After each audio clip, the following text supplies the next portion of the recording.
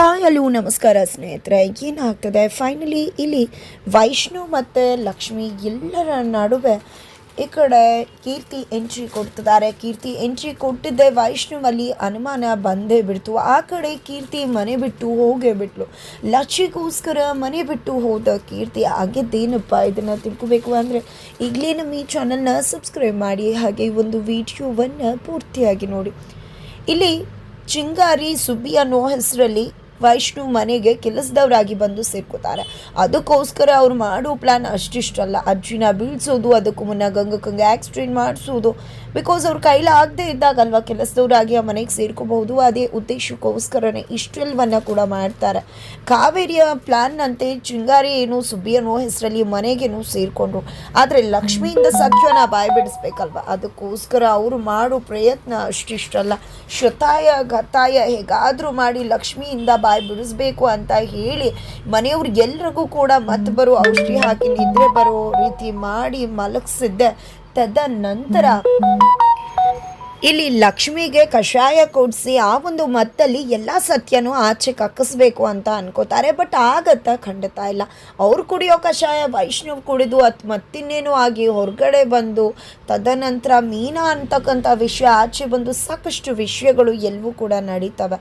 ಇದರ ನಡುವೆ ಕಾವೇರಿಯವರು ಮತ್ತೊಂದು ಪ್ಲ್ಯಾನನ್ನು ಕೊಡ್ತಾರೆ. ಮನೆಯವ್ರನ್ನೆಲ್ಲ ಹೊರಗಡೆ ಕಳಿಸಿ ಅದರ ಮುಖಾಂತರ ಕೀರ್ತಿ ಹತ್ರ ಸತ್ಯ ಬಾಯಿ ಬಿಡಿಸುವಂತ. ಅದೇ ಕಾರಣಕ್ಕೆ ಮನೆಯವ್ರನ್ನೆಲ್ಲ ಯಾವುದೋ ಒಂದು ದೇವಸ್ಥಾನ ಅಂತ ಹೇಳಿ, ಅದು ತುಂಬ ಶಕ್ತಿ ಇದೆ, ತುಂಬ ಚೆನ್ನಾಗಿದೆ ಅಂತ ಹೇಳಿ ದೇವಸ್ಥಾನಕ್ಕೆ ಹೋಗುವಾಗ ಮಾಡ್ತಾರೆ. ಮನೆಯವ್ರು ಎಲ್ಲರೂ ಕೂಡ ದೇವಸ್ಥಾನಕ್ಕೆ ಹೊರಡ್ತಾರೆ. ಇಲ್ಲಿ ಚಿಂಗಾರಿ ಕಂಡ್ರೆ ಖಂಡಿತ ಸ್ವಲ್ಪ ಕೂಡ ಗಂಗಕ್ಕಂಗೆ ಆಗೋದಿಲ್ಲ. ಆಕೆ ಒಂದೊಂದು ವರ್ತನೆ ಕೂಡ ಅವರಲ್ಲಿ ಅನುಮಾನ ತರಿಸ್ತಾನೆ ಹೋಗುತ್ತೆ. ತದನಂತರ ಎಲ್ಲೂ ಕೂಡ ದೇವಸ್ಥಾನಕ್ಕೆ ಹೋಗ್ತಾರೆ. ವಿಧಿ ಹೋಗಲ್ಲ ಅಂದರೂ ಕೂಡ ಹೋಗಲೇಬೇಕಾಗುತ್ತೆ. ಆಕೆಯನ್ನು ಕೂಡ ಕರ್ಕೊಂಡು ಹೋಗ್ತಾರೆ. ಬಟ್ ದೇವಸ್ಥಾನ ನೋಡಿ ತುಂಬ ಖುಷಿ ಆಗಿಬಿಡುತ್ತೆ. ಎಷ್ಟು ಚಂದ ಇದೆ ದೇವಸ್ಥಾನ, ನಮ್ಗೆ ಇಷ್ಟು ದಿನ ಗೊತ್ತೇ ಇರಲಿಲ್ವಲ್ಲ ಅಂತ ಹೇಳಿ ಸುಬ್ಬಿನ ಹೋಗ್ಲಿದ್ರೆ ಅಲ್ಲೂ ಕೂಡ ಗಂಗಕ್ಕಂಗೆ ಸಹಿಸ್ಕೊಳ್ಳೋಕ್ಕಾಗೋದಿಲ್ಲ. ಕೇಳ್ತಾರೆ, ಯಾಕೆ ನಿಮಗೆ ಸುಬ್ಬಿನ ಹೋಗ್ಲಿದ್ರೆ ಆಗೋದಿಲ್ಲ ಅಂತ. ನನಗೆ ಅವಳು ಕಂಡ್ರೆ ಏನೋ ಒಂಥರ, ಅವಳು ನೋಡಿದ್ರೆ ಅನುಮಾನ ಬರುತ್ತೆ. ನನಗೆ ಅವಳ ಹೆಸರು ಕಂಡ್ರೆ ಆಗೋದಿಲ್ಲ ಅಂತ ಹೇಳ್ತಾರೆ ಇಲ್ಲಿ ಗಂಗಕ್ಕ ಕೂಡ. ತದನಂತರ ಇಲ್ಲಿ ವಿಧಿನ ಅಲೋ ಮಾಡೋದಿಲ್ಲ ದೇವಸ್ಥಾನಕ್ಕೆ. ಬಿಕಾಸ್ ಎತ್ತನಿಕ್ ವೇರ್ ಹಾಕ್ಕೊಂಡೇ ಬರಬೇಕು, ಜೊತೆಗೆ ಯಾವುದೇ ರೀತಿಯ ವೆಸ್ಟರ್ನ್ ಡ್ರೆಸ್ಸಸ್ಗೆ ಅಲೋ ಇಲ್ಲ, ನಮಗೆ ಡ್ರೆಸ್ ಕೋಡ್ ಇದೆ ಅಂತ ಹೇಳ್ಬಿಡ್ತಾರೆ. ಹಾಗಾಗಿ ಇಲ್ಲಿ ವಿಧಿ ನಾನು ಬರಲ್ಲ ಅಂದರೂ ಕರ್ಕೊಂಡು ಬಂದ್ರಿ, ಇವಾಗ ನೋಡಿದ್ರ ಅಂತ ಹೇಳ್ತಿದ್ರೆ ಸರಿ ಆಯಿತು ನಾವೆಲ್ಲ ಹೋಗಿ ದೇವ್ ದರ್ಶನ ಮಾಡ್ಕೊಂಡು ಬರೋಣ ಅಂತಾರೆ. ನನಗೇನಿಲ್ಲ, ಹೋಗಿ ನಾನು ಇಲ್ಲೇ ಎತ್ಕೋತೀನಿ ಅಂತ ಹೇಳ್ತಾರೆ. ಅದ್ರ ನಡುವೆ ಆಲ್ರೆಡಿ ಇಲ್ಲಿ ವಿಧಿ ದೇವಸ್ಥಾನಕ್ಕೆ ಅವಳ ಲವ್ವರ್ ಬರೋದ್ರಿಂದಾಗೇನೆ ಆಕೆ ಬಂದದ್ದು. ಇಲ್ಲಿ ಲವ್ವರ್ ಬರ್ತಿದ್ದಾಗೆ ವಿಧಿ ನಾನು ದೇವಸ್ಥಾನದ ಒಳಗಡೆ ಹೋಗ್ತಿಲ್ಲ, ನನಗೆ ಗೊತ್ತಿತ್ತು ಡ್ರೆಸ್ ಕೋಡ್ ಇರುತ್ತೆ ಅಂತ. ಅದೇ ಕಾರಣಕ್ಕೋಸ್ಕರನೇ ನಾನು ಜೀನ್ಸ್ನ ವೇರ್ ಮಾಡ್ಕೊಂಡು ಬಂದೆ, ಈಗ ನಿನ್ನ ಜೊತೆ ಮಾತಾಡ್ಬೋದು ಅಂತ ಹೇಳ್ತಿರ್ತಾರೆ. ಎಲ್ಲರೂ ದೇವಸ್ಥಾನಕ್ಕೆ ಹೋಗಿರ್ತಾರೆ, ಬಟ್ ಅಂಕಿತ್ ಹೋಗಿರೋದಿಲ್ಲ. ಇಲ್ಲಿ ವಿಧಿ ಮತ್ತು ಅವಳ ಲವರ್ ಇಬ್ಬರು ಕೂಡ ಮಾತನಾಡೋ ಸಮಯಕ್ಕೆ ಅದೇ ದಾರಿಲಿ ಅಂಕಿತ್ ಬರ್ತಿದ್ದಾನೆ. ಈ ಕಡೆ ವಿಧಿ ಲವರ್ ಅಂತೂ ನಾನು ನಿನಗೆ ಇನ್ನೇನೆ ಎಷ್ಟು ಕಾಲ್ ಮಾಡಿದೆ ಗೊತ್ತಾ, ಕಾಲ್ ರಿಸೀವೇ ಮಾಡಿಲ್ಲ ನೀನು ಅಂತ ಹೇಳ್ತಿದ್ರೆ, ಅಯ್ಯೋ ನಿದ್ರೆಯಲ್ಲಿ ಯಾರ ಕೈಲಿ ರಿಸೀವ್ ಮಾಡೋಕ್ಕಾಗತ್ತೆ ಅಂತಿದ್ರೆ ನಾನೇ ಹೇಳೋ ವಿಷಯ ಕೇಳಿದ್ರೆ ಖಂಡಿತವಾಗ್ಲೂ ನಿನ್ನ ನಿದ್ರೆ ಎಲ್ಲ ಹಾರಿ ಹೋಗ್ತಾ ಇತ್ತು ಅಂತ ಹೇಳ್ತಾರೆ. ಅಂಥದ್ದೇನಿದೆ ಅಂದಾಗ ನಿಮ್ಮ ಅಣ್ಣ ಮತ್ತು ಲಕ್ಷ್ಮಿ ಕೀರ್ತಿ ಮೂವರು ಕೂಡ ನಿನ್ನೆ ರಾತ್ರಿ ಒಟ್ಟಿಗೆ ಇದ್ರು ಗೊತ್ತಾ. ಅದರಲ್ಲೂ ಕೀರ್ತಿ ಒಳ್ಳೆ ಹೇಗೆ ಆಡ್ತಿದ್ರು ಅಂದರೆ ಚಿಕ್ಕ ಮಕ್ಕಳು ಥರ ಆಡ್ತಿದ್ರು ಅಂದಾಗ ಗೊತ್ತಿದೆ. ಅದರಲ್ಲಿ ಏನಿದೆ, ಆ ಕೀರ್ತಿ ಚೈಲ್ಡ್ ಥರನೇ ಆಡೋದು, ಅದಕ್ಕೆ ಇಷ್ಟೆಲ್ಲ ಆಗಿರೋದು. ಒಳ್ಳೆ ಚೈಲ್ಡ್ ಥರ ಯಾವಾಗ ಏನು ಮಾಡ್ತಾಳೆ ಅಂತಲೇ ಗೊತ್ತಿಲ್ಲ, ಮೊದಲಿಂದನೂ ಹೀಗೇನೆ ಅವಳು ಅಂತಿದ್ರೆ ಅದು ಹಾಗಲ್ಲ. ನಿಮ್ಮ ಅಣ್ಣ ಕುಡ್ದಿರೋ ಥರ ಇದ್ರು, ಇವ್ರು ಸ್ವಲ್ಪ ಬೇರೆ ರೀತಿಯೇ ಬಿಹೇವ್ ಮಾಡ್ತಿದ್ರು ಅಂದಾಗ ಅಣ್ಣ ಕುಡಿಯೋದ ಖಂಡಿತ ಸಾಧ್ಯ ಅಂದರೆ ಸಾಧ್ಯವೇ ಇಲ್ಲ. ಅಣ್ಣಂಗೆ ಕುಡಿಯೋ ಅಭ್ಯಾಸನೇ ಇಲ್ಲ ಅಂದಾಗ ಖಂಡಿತ ಕುಡ್ದಿದ್ರು ಅವರು. ಇವ್ರು ನೋಡಿದ್ರೆ ಚಿಕ್ಕ ಮಗು ಥರ ಆಡ್ತಿದ್ರು ಅಂದಾಗ ಹೌದಾ, ಅಣ್ಣ ಕುಡ್ದಿದ್ದ ಅಂದರೆ ಅವಳು ಕೂಡ ಡ್ರಿಂಕ್ಸ್ ಮಾಡಿರಬೇಕು, ಅದಕ್ಕೆ ಇಬ್ಬರು ಕೂಡ ಮತ್ತಲ್ಲಿ ಹೇಗೋ ಆಡ್ತಿರ್ಬೇಕು. ಹೌದು, ನೀನು ನಾನು ಭೇಟಿ ಮಾಡಿರೋದು ನಮ್ಮ ವಿಷಯ ಮಾತಾಡೋಕೆ ಬೇಬಿ, ಅದನ್ನು ಬಿಟ್ಟು ಬೇರೆಯವ್ರ ವಿಷಯ ಮಾತಾಡಿಕೊಂಡು ಯಾಕೆ ಟೈಮ್ ವೇಸ್ಟ್ ಮಾಡಬೇಕು ಅಂತಿದ್ರೆ ಇಲ್ಲಿ ಅವನು ಹೇಳ್ತಿರೋ ಮಾತು ಯಾವುದು ವಿಧಿ ತಲೆಗೆ ಹೋಗ್ತಾನೆ ಇಲ್ಲ. ಅದ್ರ ನಡುವೆ ಅಂಕಿತ್ ನೋಡ್ಬಿಡ್ತಾನೆ. ಹಾಗಾಗಿ ಅವಳು ಹೋಗಿ ಅವಸ್ಕೋತಾಳೆ, ಸಿಕ್ಕಿದ್ರೆ ಮುಗೀತು ಕತೆ, ಮನೆಯವ್ರಿಗೆ ಫಿಟ್ಟಿಂಗ್ ಇರ್ತಾನೆ ಅಂತ. ವಿಧಿ ನೋಡಿದ್ನಲ್ಲ ಅಂತ ಅಂಕಿತ್ ಹುಡುಕ್ತಿದ್ದಾನೆ, ಬಟ್ ವಿಧಿ ಕಾಣಿಸ್ತಿಲ್ಲ. ತದನಂತರ ದೇವರ ದರ್ಶನ ಎಲ್ಲ ಕೂಡ ಆಗುತ್ತೆ. ನಂತರ ಒಂದು ಹರಳಿಕಟ್ಟೆ ಪಕ್ಕ ಕೂತ್ಕೊಂಡಿರ್ತಾರೆ ಎಲ್ಲರೂ ಕೂಡ. ಅಲ್ಲಿ ಒಂದು ಗಂಡ ಹೆಂಡತಿ ಬಂದಿದ್ದೆ ದೇವರಿಗೆ ಹರಕೆ ಕೊಟ್ಕೊಂಡು ತೊಟ್ಟಿಲನ್ನು ಕಟ್ತಿರ್ತಾರೆ ಮಗುಗೋಸ್ಕರ. ಅದನ್ನು ಕೇಳಿದ್ದೆ ಈ ಕಡೆ ವೈಷ್ಣು ಮತ್ತು ಲಕ್ಷ್ಮಿ ನೀವು ಕೂಡ ಹೋಗಿ ತೊಟ್ಟಿಲನ್ನು ಕಟ್ಟಿ ಅಂತ ಹೇಳ್ತಾರೆ. ಹಾಗಾಗಿ ಅವರಿಬ್ಬರು ಕೂಡ ತೊಟ್ಟಿಲನ್ನು ಕಟ್ಟೋಕೆ ಮುಂದಾಗ್ತಿದ್ದಾರೆ. ಅದರ ನಡುವೆ ಈ ಕಡೆ ಕೀರ್ತಿ ಹೊರಗಡೆ ಆಟ ಆಡ್ತಿರ್ತಾಳೆ.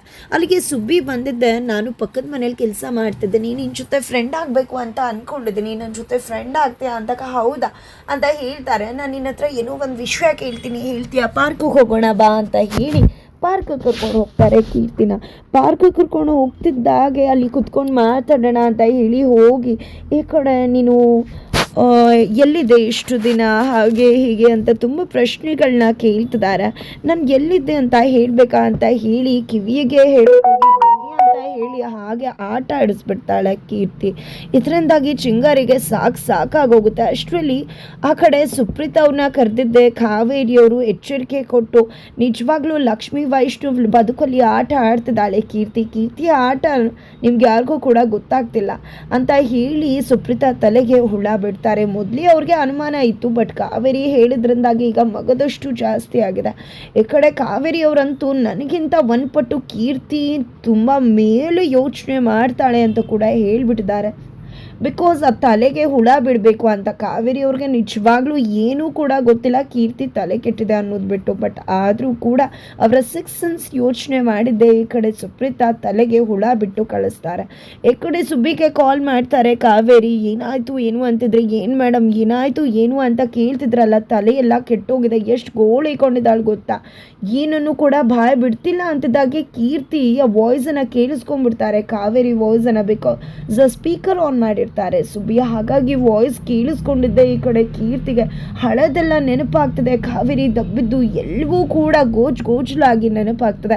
ಇಲ್ಲೇ ಗೊತ್ತಾಗ್ತದೆ ಕೀರ್ತಿಗೆ ನಿಜವಾಗ್ಲೂ ಸುಪ್ರೀತಾ ಕಾವೇರಿ ಅನ್ಕೊಂಡಾಗೆ ಯಾವುದೂ ಕೂಡ ನೆನಪಿಲ್ಲ. ಆಕೆಗೆ ನಿಜವಾಗ್ಲೂ ಕೂಡ ಕೆಲವೊಮ್ಮೆ ಹಾಗೆ ಸ್ಪ್ಲಿಟ್ ಪರ್ಸ್ನಾಲಿಟಿ ಆಗಿ ಒಂದಷ್ಟು ಸಂದರ್ಭಗಳು ನೆನಪು ಗೋಜಲಾಗಿ ಆಗುತ್ತೆ ಹೊರತು ಅವಳಿಗೆ ಮನಸ್ಸಿಗೆ ತಟ್ಟಿದ್ದು ಮುಟ್ಟಿದ್ದು ಹರ್ಟ್ ಆಗಿದ್ದು ತುಂಬ ಕ್ಲೋಸ್ ಆಗಿರ್ತಕ್ಕಂಥದ್ದು, ಬಟ್ ಅವಳಿಗೆ ಯಾವುದೂ ಕೂಡ ನೆನಪಿಲ್ಲ. ಈಗಲೇ ಗೊತ್ತಾಗ್ತದೆ ಆ ಕಾವೇರಿ ಧ್ವನಿ ಕೇಳ್ತಿದ್ದಾಗೆ ಅವಳಿಗೆ ಹಳೆಯದೆಲ್ಲ ಗೋಜಲಾಗಿ ನೆನಪಾಗ್ತದೆ.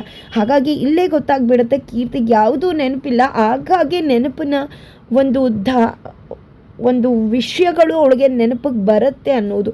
ಹಾಗಾಗಿ ಕಾವೇರಿ ವಾಯ್ಸ್ ಕೇಳ್ತಿದ್ದಾಗೆ ನೆನಪಾಗಿದ್ದೆ ಕೀರ್ತಿಯಾಗಿ ಮೆಚ್ಯೂರ್ಡ್ ಕೀರ್ತಿಯಾಗಿ ಬದಲಾಗ್ಬಿಡ್ತಾಳೆ. ಏನು ಆಂಟಿ ಏನು ಮಾಡಿದ್ರಿ, ಯಾವುದೇ ಕಾರಣಕ್ಕೂ ನಿಮ್ಮನ್ನಂತೂ ಸುಮ್ಮನೆ ಬಿಡುವುದಿಲ್ಲ ಅಂತ ರಬ್ಬಲ್ ಆಗ್ತದಾಳೆ ಕೀರ್ತಿ ಧ್ವನಿ ಕೇಳಿದ ಇಲ್ಲಿ ಕಾವೇರಿಗೆ ಶಾಕ್ ಆಗುತ್ತೆ. ತಕ್ಷಣ ಹಾಗೆ ಇದ್ದವಳು ಹಾಗೆ ಮಗು ರೀತಿ ಚೇಂಜ್ ಆಗಿಬಿಡ್ತಾಳೆ. ಇದರಿಂದ ಗೊತ್ತಾಗ್ಬಿಡುತ್ತೆ ಕಾವೇರಿ ಇವಳಿಗೆ ನಿಜವಾಗ್ಲೂ ಕೂಡ ತಲೆ ಕೆಟ್ಟಿದೆ ಅಂತ ಹೇಳಿ. ಬಟ್ ಕಾವೇರಿ ಧ್ವನಿ ಕೇಳಿದ್ದೆ ಟ್ರಿಗರ್ ಆಗಿ ಹಳೆ ಕೀರ್ತಿಯಾಗಿ ಬದಲಾಗಿದ್ದ ಕೀರ್ತಿ ಹಾಗೆ ಮಗದೊಮ್ಮೆ ಮಗುವಾಗಿ ಬಿಟ್ಲು. ಆದರೆ ಮೊದಲಲ್ಲಿ ನಿಜವಾಗ್ಲೂ ಕೂಡ ಅವಳಿಗೆ ನೆನಪಿಲ್ಲದೆ ಇದ್ರೂ ಬರ್ತಾ ಎಲ್ಲವೂ ನೆನಪಾಗಿ ನೆನಪಿದ್ರೂ ನೆನಪಿಲ್ಲದಿರೋ ಹಾಗೆ ನಡೆಸೋ ಸಾಧ್ಯತೆ ಕೂಡ ಮುಂದಿನ ದಿನಗಳಲ್ಲಿ ಕೀರ್ತಿ ಮಾಡಬಹುದು ಅಂತ ಅನಿಸುತ್ತೆ. ತದನಂತರ ಲಚ್ಚಿನ ಹುಡುಕೊಂಡು ಇಲ್ಲಿ ಲಕ್ಷ್ಮಿ ಮತ್ತು ವೈಷ್ಣವಿರೋ ದೇವಸ್ಥಾನದ ಕಡೆನೇ ಕೀರ್ತಿ ಬರಬೇಕಾಗಿದೆ, ಬರ್ತಿದ್ದಾಳೆ ಕೂಡ.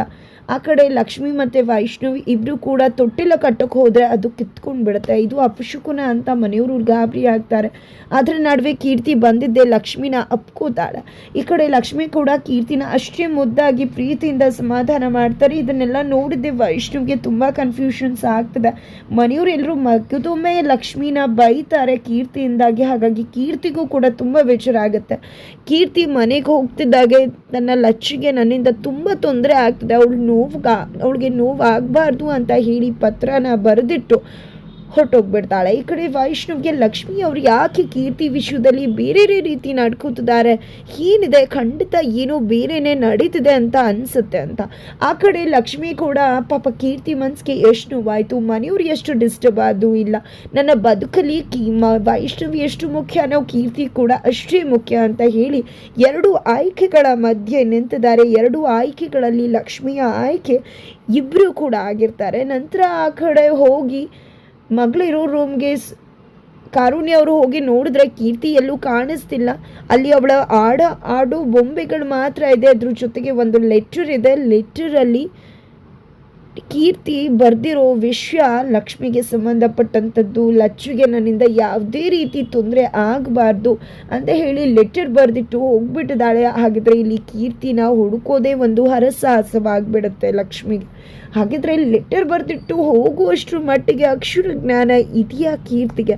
ಅದು ಅನುಮಾನ ತರಿಸ್ತಕ್ಕಂಥ ವಿಷಯ ಆಗತ್ತೆ. ಹಾಗಿದ್ರೆ ಮುಂದೇನಾಗುತ್ತೆ ಮುಂದಿನ ವಿಡಿಯೋದಲ್ಲಿ ನೋಡಿ.